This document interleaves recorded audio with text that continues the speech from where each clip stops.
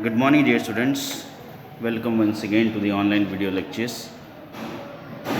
This is a video which is based on chapter number 4 for students of grade 8. The title of the chapter 4 is How the Traders Became Rulers. By the mid of 18th century, the British had started to emerge as a strong power on the Indian political horizon. Dear students, जब 18वीं शताब्दी चल रही थी यानी कि 1701 से लेकर के 1800 एडी तक, उसके बीच में यानी कि 1750 तक ब्रिटिशर्स ने अपने भारत देश में लगभग पूरी तरीके से कब्ज़ा जमा लिया था, या तो ऐसा कह सकते हैं कि आधे से ज़्यादा एरिया जो भारत का था वो ब्रिटिश के कंट्रोल में था। आगे देखते हैं क्या हुआ। 4.1 जो ये डायग्राम है वो हमें ये दिखाता है कि ब्रिटिशर्स ने हमारे भारत देश के किन हिस्सों पे अपना अपना कब्ज़ा बना लिया था। नॉर्थ में हम देखें तो अफ़गानिस्तान, कश्मीर से लेकर के ईस्ट में आसाम, बंगाल तक, और साउथ में मद्रास, कोच्चि, और वेस्ट में सिंध, राजपूताना, गुजरात, मुंबई, यहाँ तक पूरा उन्होंने कब्ज़ा कर लिया था। इस मैप में आपको एरिया वाइज भी देखने को मिलेगा किस ईयर में वो कितना एक्सपांड कर चुके थे। 1798 में जो पूरा पिंक सेक्शन है वो आपको बताएगा कि 1798 तक ब्रिटिशर्स ने इंडिया के किन हिस्सों पे कब्ज़ा किया था। इसमें आप लोग ये देखेंगे कि 1798 में ज़्यादातर ये बिहार, बंगाल और आसाम का जो एरिया है, थोड़ा सा मद्रास और हैदराबाद, ये इसी एरिया पे ही सिर्फ ब्रिटिशर्स का कैप्चरिंग है। उसके अलावा बाकी किसी भी एरिया में कैप्चरिंग नहीं है, या तो उनकी टेरिटरीज़ वहाँ पे नहीं हैं। उसके कुछ सालों के बाद यानी कि लगभग 6-7 सालों के बाद 1805 में we can see the grey mark which is mentioned here in the diagram, कि उन लोगों ने अपनी टेरिटरीज़ काफ़ी हद तक बढ़ा ली थी। ये जो रेट ऑफ एक्सपांशन है वो काफ़ी ज़्यादा है कि 1798 के बाद अगर हम 1805 की बात करें तो सिर्फ 7 ईयर्स होते हैं, और 7 ईयर्स में लगभग से लगभग 25% उनका एक्सपांशन और बढ़ गया है as compared to the expansion in 1798। उसके बाद अगर हम 1836 की बात करें तो जो ग्रीन सेक्शन दिया हुआ है डायग्राम में, वो ग्रीन सेक्शन ये बता रहा है हमें कि 1836 तक उन्होंने किन किन नए जगहों पे अपना टेरिटरीज़ बनाई और उस पर एक्सपांशन किया। 1836 तक जो 31 ईयर्स का गैप है उसमें उतना ज़्यादा एक्सपांशन नहीं है जितना 1798 से लेकर के 1805 के बीच में हुआ है। At last the yellow section which was between 1836 to 1856, the expansion period was nearly about 20 years. तो इन 20 ईयर्स में अगर हम लोग देखें तो उन लोगों ने पेशावर, पंजाब, शिखौर, भावलपुर, अफ़गानिस्तान, काबुल, कंधार, सिंध और गुजरात के भी कुछ हिस्सों पे उन्होंने कब्ज़ा किया हुआ था। इस तरीके से 1798 से 1856 तक की अगर हम बात करें तो नियरली 70 to 80 ईयर्स के लगभग होता है, और उन्होंने लगभग इंडिया के 75% से ज़्यादा हिस्सों पर अपना कब्ज़ा कर लिया था। उसके बाद आए लॉर्ड वेलेस्ली, और वो अपने साथ लाए थे पॉलिसी ऑफ एक्सपांशन, जिसको हम बोलते हैं सब्सिडरी अलायंस सिस्टम। तो the Indian state that became the victims of the subsidiary alliance were Hyderabad, Mysore, Ayodhya, Jodhpur, Gaekwads of Vadodara, Peshwas of Pune and Scindias of Gwalior. यहाँ के जो किंग्स थे उन्होंने सब्सिडरी अलायंस सिस्टम को एक्सेप्ट किया था, जो कि लॉर्ड वेलेस्ली के द्वारा इम्प्लीमेंट किया गया था। सब्सिडरी अलायंस सिस्टम कहता है कि जितने भी किंग हैं हमारे भारत देश के, अगर वो ब्रिटिश के आर्मी की मदद लेना चाहते हैं तो उन्हें सब्सिडरी अलायंस सिस्टम के तहत उनका मेंबर बनना पड़ेगा, जिसके कुछ कंडीशंस हैं, वो एक्सेप्ट करेंगे तो ही ब्रिटिश आर्मी उनकी हेल्प के लिए आएगी, अदरवाइज़ ब्रिटिश आर्मी उनकी हेल्प के लिए बिल्कुल भी आने वाली नहीं है। वो कंडीशंस ये थे कि सबसे पहला कंडीशन ये कि जो किंग का कोर्ट होगा, जो उनका दरबार होगा, उसमें एक एम्प्लॉय जो रहेगा वो ब्रिटिश का रहेगा। इसके अलावा कोई भी फॉरेन एम्प्लॉयज़ को वो लोग हायर नहीं करेंगे, यानी कि जो राजा का दरबार होता है, जो उनके मिनिस्टर्स होते हैं, उनमें एक ब्रिटिश एम्प्लॉय होगा, यानी कि ब्रिटिश व्यक्ति भी शामिल किया जाएगा। ब्रिटिश के अलावा कोई दूसरा विदेशी उसमें शामिल नहीं होना चाहिए। सेकंड थिंग, अगर आपको वॉर शुरू करना है या वॉर ख़त्म करना है तो ब्रिटिशर्स का परमिशन लेना कंपलसरी होगा। ब्रिटिश के परमिशन के बिना आप किसी भी वॉर को स्टार्ट नहीं कर सकते हैं और किसी भी वॉर को ख़त्म नहीं कर सकते हैं। दूसरा कंडीशन ये था कि ब्रिटिश आर्मी अगर आप लोग लेते हैं तो उनके रख रखाव का खर्च, हथियारों का खर्च, उनके सैलरी का खर्च, यानी कि पूरी तरीके से वो ब्रिटिश आर्मी को आपको देखना पड़ेगा। और वॉर के बाद जितना भी एरिया उन्होंने एनेक्स करने में मदद किया है, जितने भी एरिया को कैप्चर करने में, कब्ज़ा करने में ब्रिटिश की आर्मी ने मदद किया है, उतना ही एरिया का लैंड ब्रिटिशर्स को देना होगा, या तो उतने ही लैंड के बदले उतना अमाउंट ब्रिटिशर्स को देना होगा। तो शुरू में सभी किंग्स को ये बहुत अच्छा लगा कि ब्रिटिशर्स की बहुत अच्छी हेल्प मिल रही है, बट धीरे धीरे उनको लगने लगा कि ब्रिटिशर्स ने सब्सिडरी अलायंस सिस्टम के मदद से जो किंग हैं हमारे भारत के, उनको गुलाम ही बनाया है, और धीरे धीरे ब्रिटिशर्स की आर्मी उन किंग्स के लिए भी खतरा बनते जा रही थी। Nizam of Hyderabad was the first victim of Wellesley subsidiary alliance. जो subsidiary alliance system Lord Wellesley ने इम्प्लीमेंट किया था, उसके सबसे पहले विक्टिम जो थे वो थे निज़ाम ऑफ हैदराबाद। ये पिक्चर है लॉर्ड वेलेस्ली की। He was a Britisher and he was the one who had expanded the British empire in India up to a lot extent. Lord Wellesley ने भारत में जो अंग्रेजी साम्राज्य है उसे काफ़ी हद तक बढ़ाने में मदद की थी। लॉर्ड वेलेस्ली ने भारत को पूरी तरीके से निचोड़ दिया था, बहुत नुकसान किया भारत का, और उन्होंने ब्रिटिश एम्पायर को काफ़ी हद तक आगे बढ़ाया था। उसके बाद हम लोग देखेंगे इंडिया के मैप में कि कौन से स्टेट ने सब्सिडरी अलायंस सिस्टम को एक्सेप्ट किया था, जिसकी वजह से ब्रिटिशर्स ने लगभग 70 से 80% हिस्सा में अपनी कब्ज़ा करके हमारे भारत को पूरी तरीके से बर्बाद किया हुआ था। Now will see the expansion of the British rule in India. उन लोगों ने किस तरीके से अपना एक्सपांशन किया, कैसे राजाओं को बेवकूफ़ बनाया, किस तरह की पॉलिसीज़ अपनाई, और वो हमारे भारत को कब्ज़ा कर पाए। They kept friendly relations with Maharaja Ranjit Singh. Ranjit Singh was a strong ruler of that time.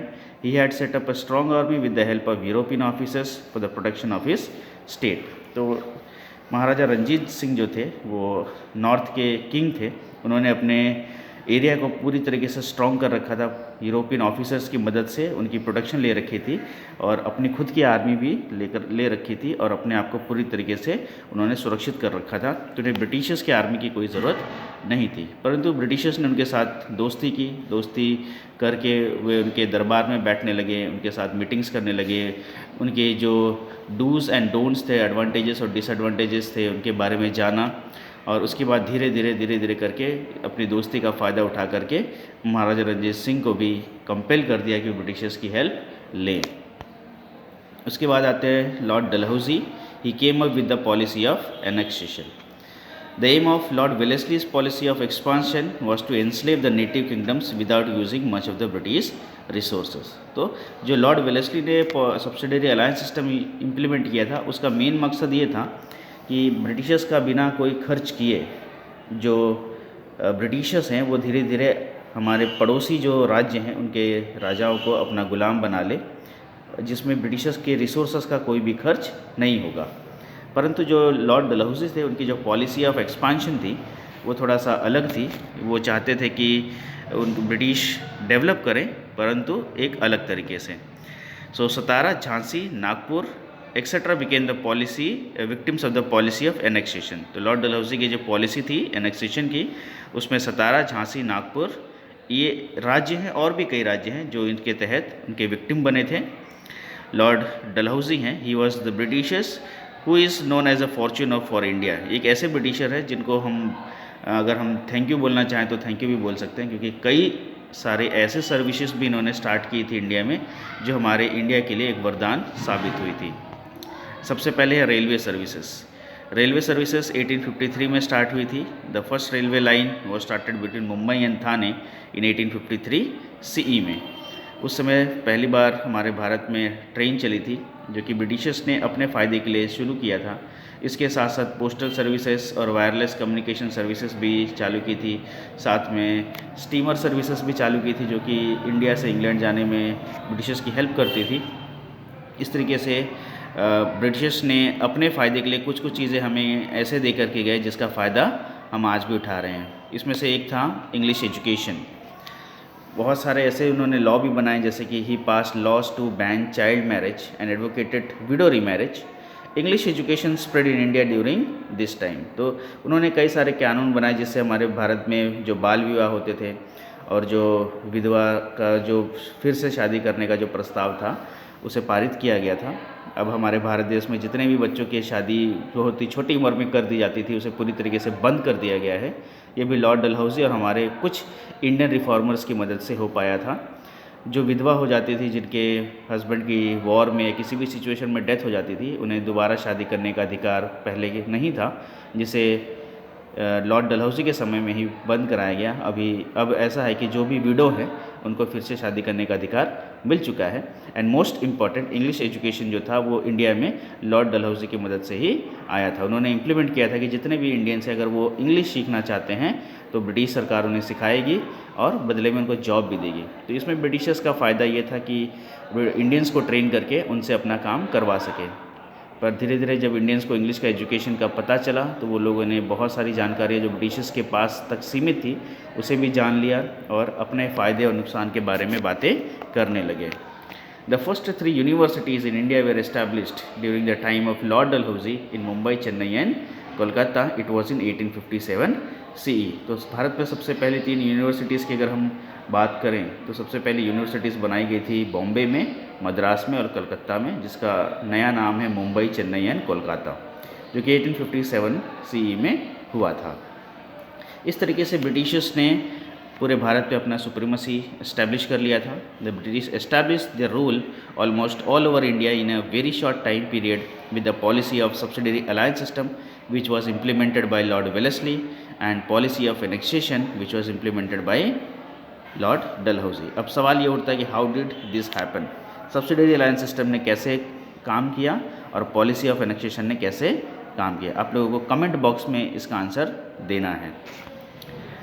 अब लास्ट में ऐसा हुआ कि जब सब्सिडरी अलायंस सिस्टम के तहत बहुत सारे किंग्स जो थे, राजा जो थे, वो अंग्रेज़ों के गुलाम बनते गए। राजा होने के बावजूद भी वो अपने फ़ैसले खुद नहीं ले सकते थे, उन्हें ब्रिटिशर्स पे डिपेंड रहना पड़ता था किसी भी वॉर सिचुएशन में, किसी भी काम के लिए। तो वो जो थी ब्रिटिशर से काफ़ी ज़्यादा नाराज़ थे। उसके बाद डलहौजी की पॉलिसी आई एनेक्सेशन मतलब कब्ज़ा करना। राजाओं के जो भी राज्य थे उन्होंने पॉलिसी इंप्लीमेंट की थी कि अगर कोई राजा बहुत डेप्थ में है, उधार में है, तो उसके राज्य को कब्ज़ा कर लो। किसी का उत्तराधिकारी नहीं है तो उसके राज्य को कब्ज़ा कर लो। जो राजा कमज़ोर है उसको राजगद्दी से हटा के उस पर ब्रिटिश सरकार को बिठा दिया जाए। ऐसे ऐसे कई सारे राज्य थे जिसको ब्रिटिशर्स ने कब्ज़ा करके अपने साम्राज्य को बढ़ा दिया था। So after the policy of subsidiary alliance and Dalhousie's policy of annexation, it shook the whole nation in a very terrible way. This resulted in the dissatisfaction among the people towards the British. You must have seen the film क्रांति and Mangal Pandey. आप लोगों ने ये film अगर देखी होगी तो उसमें किस तरीके से ब्रिटिशर्स ने हमारे भारत देश पे कब्ज़ा किया और उसकी वजह से हमारे भारतीय नागरिक जो थे क्यों नाराज़ हो गए, क्यों उनसे गुस्सा हो गए थे, इसके बारे में भी आपको क्लियर जानकारी मिल जाएगी। जितने भी ऑर्थोडॉक्स पीपल थे हमारे भारत देश के, they felt that the British wanted to destroy their culture. उनका ऐसा मानना था कि जो ब्रिटिशर्स की इच्छा है वो हमारे कल्चर को डिस्ट्रॉय करने की है। अगर वो लोग चाइल्ड मैरिज को बैन करते हैं उसमें उनका ही फ़ायदा है, हमारा कल्चर ख़राब हो रहा है। विडो रीमैरिज जो उन्होंने फिर से शुरू कर दी है ये भी हमारे कल्चर को ख़राब कर रही है। So the reforms done by the British were basically for running the administration smoothly. तो उनका ऐसा मानना था कि ब्रिटिश सरकार सिर्फ अपनी जो वे ऑफ रूलिंग है उसको बहुत ही स्मूथली तरीके से आगे चलाना चाहती है, किसी भी तरीके से निर्विरोध होकर के वो अपने साम्राज्य को आगे बढ़ाना चाहती है। और उसके बदले में अगर वो भारतीयों का कल्चर अगर ख़राब होता है तो उनसे उनको कोई फ़र्क नहीं पड़ता है। But at last we can say that some things which were implemented by Britishers also were good for our Indian society. So this is the last point. The dissatisfaction of people had reached a point of saturation and they were in the state of rebellion which resulted in the freedom movement of 1857। तो इस वजह से subsidiary alliance system, जिसकी वजह से काफ़ी सारे राजा जो थे भारत में ही रहते हुए अंग्रेज़ों के गुलाम हो गए थे, और एनेक्सेशन पॉलिसी जो कि लॉर्ड डलहौजी ने लाई थी, इन सभी की वजह से भारत के सभी नागरिकों के अंदर अंग्रेज़ी साम्राज्य के खिलाफ एक गुस्सा था और वो चाहते थे कि अंग्रेज़ यहाँ से चले गए, जिसकी वजह से 1857 का जो रिवॉल्ट है वो शुरू हो गया और भारत के नागरिकों ने सीधा अंग्रेज़ी सरकार से दुश्मनी मोल ली। अब हम जानेंगे कि 1857 में क्या हुआ था। तो that's all for now, will see the next part in the next video. Thank you.